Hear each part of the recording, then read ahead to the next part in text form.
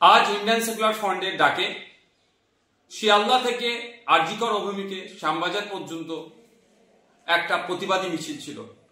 আরজিকর কাণ্ডে ব্যর্থ এবং প্রিয়াঙ্কা হাসদার খুনিদের গ্রেফতার করতে ব্যর্থ, পুলিশি অরাজকতা, পুলিশি নির্যাতনের খুন, স্বাস্থ্য ব্যবস্থায় যে তলানিতে চলে গিয়েছে, আইন শৃঙ্খলা রক্ষা করতে ব্যর্থ রাজ্যের পুলিশ মন্ত্রী ও রাজ্যের স্বাস্থ্যমন্ত্রীর পদত্যাগের দাবি নিয়ে আমরা এক প্রতিবাদী মিছিলের ডাক দিয়েছিলাম।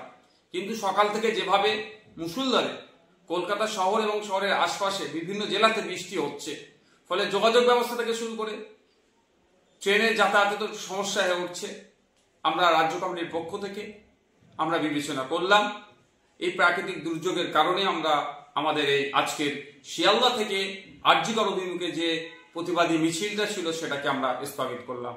অতি শীঘ্রই পরবর্তী তারিখ আপনাদের জানিয়ে দেওয়া হবে।